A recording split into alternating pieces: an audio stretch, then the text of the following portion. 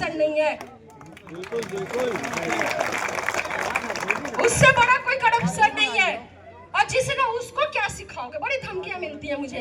मैंने कहा जिसने अपना बंगला छोड़ दिया है ना, उसको नहीं सिखाओ। होंगे तुम्हारे मोदी जी जो चाय बेचते थे, आज वो प्रधानमंत्री बन गए, तो 72-70 लाख का जो भी सूट पहनते उनको अच्छा फील होता होगा, फील गुड होता होगा, क्योंकि उनको पहली बार मिला, उनको एसी पहली बार मिला होगा। भाई चाय बेचने वाले थे तो जो बने तो उनका तो प्रमोशन हुआ ना। मैं तो उस जगह पे एसी में रहने वाली, जिसने एसी के अलावा हवा खाई नहीं थी, वो एसी की हवा छोड़ करके अगर गांव में आके धूप खा रही है, ये त्याग है। बंगला छोड़ करके झोपड़ी में आकर के रही, वो त्याग है। और मैंने अपने लोगों के लिए वो त्याग किया है, क्योंकि मैं बहुत बड़ी सेल्फिश हूँ। मैं सेल्फिश इसलिए हूँ क्योंकि मुझे अच्छा लगता है कि आपका काम होता है, मुझे अच्छा लगता है कि सड़कें बने, आप अच्छी सड़क पे चले, आपके बच्चों को अच्छी शिक्षा मिले, आपको रोजी रोटी वही मिले, ये मुझे अच्छा लगता है। इसलिए मुझे कहते हैं कि बड़ी सेल्फिश भी है, मुझे मंजूर है ये सेल्फिश। आप अगर कहते हैं चुनाव है तो गई है, हाँ चुनाव है तो आई हूँ, है चुनाव, क्योंकि चुनाव ही है जो व्यवस्था परिवर्तन अगर चाहते हो तो सत्ता परिवर्तन करना होगा, उसका जरिया चुनाव ही है। और ये चुनाव तभी आप जीत सकते हो, अपनी पसंद की सरकार तभी आप बना सकते हो जब आप वोट डालोगे। ये नालायक निकम्मी सरकार डबल इंजन, जहां हमारे ये देखिए जितने हैं ये सब होंगे बिहार के, सब ये सब बिहार के। ये दिया है कि 2 वक्त की रोटी के लिए भी वहां पे कोई साधन व्यवस्था नहीं। बोलेंगे अच्छा तो लालू जी के समय था क्या? अरे तो नहीं था या था, रेल कारखाना और तमाम कारखाने तो तभी खुले, तुम क्या क्या खोले ये बताओ ना।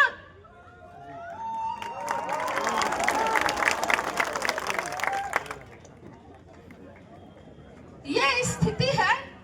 और उसके बाद तो अब कई तरह के हमले हो रहे हैं, कई तरह के हमले। नहीं, सांप्रदायिकता पे वार करो, धर्म पे वार करो, सब पे वार करो।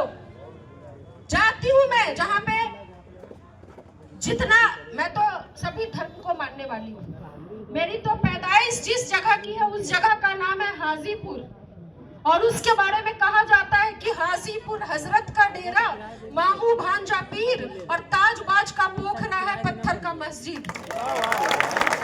मेरी तो सुबह की आंख या तो मस्जिद के सुबह की अजान से खुलती थी या हनुमान की आरती से खुलती थी, या तो मैं मेरी मम्मी के साथ कभी मंदिर जाती थी या कभी मजार पे चादर चढ़ाने जाती थी। ये संस्कार, ये चीजें मुझे मेरे घर से मिली हैं कि मैं भेद कर ही नहीं सकती।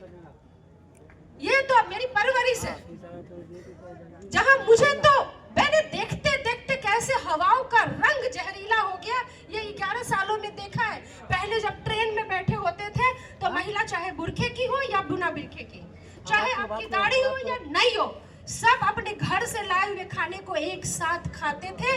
ये देश की खूबसूरती थी। जहर घोल दिया उस प्रेम में, जहर घोल दिया उस खाने में।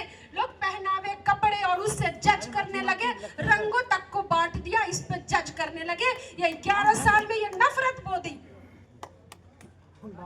भाई को भाई नहीं रहने दिया, धर्मों में बांट दिया। ये धर्म की राजनीति करने वाले, धर्म की आड़ में गंदी राजनीति करने वाले, इनकी मंशा को सफल नहीं होने देना। हमें वही हिंदुस्तान चाहिए जहां लता मंगेशकर के गाने भी रेडियो में उतनी ही प्रेम से सुनते थे जितने की मोहम्मद रफी के गाने सुनते थे, जितने की आबिदा परवीन के गाने सुनते थे। चाहे वो गानों की आवाज इस मुल्क से होकर उस मुल्क तक जाए या उस मुल्क से होकर के इस मुल्क तक आए, प्रेम ही था। ये तो झगड़ा लगवाते हैं यहाँ, हिंदू मुस्लिम करवाते हैं यहाँ, और 70 लाख के सूट वाले बिरयानी खाने जाते हैं पाकिस्तान। अभी एक वीडियो भी आया था, चादर भी चढ़ाने गए थे। तो नफरत वहां करवाते हो, दंगे वहां फैलाते हो जहां बेचारा गरीब का बच्चा बेल भी ना करवा पाए, और तुम अपने सत्ता की सोचते हो। हमारी पार्टी राष्ट्रीय जनता दल या इंडिया गठबंधन की बात करें तो समाजवाद की पार्टी है। सभी धर्मों का समान रूप से सम्मान करती है और सभी धर्मों के लोगों का समान रूप से सम्मान करती है और सबके लड़ने के लिए खड़ी है, सबके हक के लिए लड़ने के लिए खड़ी है।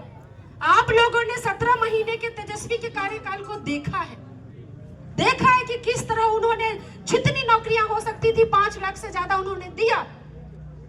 और तमाम उनके जो आपको देखो क्या होता है ना, एक चावल से पता चल जाता है कि चावल पका या नहीं। तेजस्वी जी के 17 महीने के कार्यकाल को आप स्वर्णिम काल मानोगे या नहीं मानोगे? बस एक मौका, सत्ता परिवर्तन बिहार को पूरा हिंदुस्तान देख रहा है। आप सब लोग एक होकर के जहां भी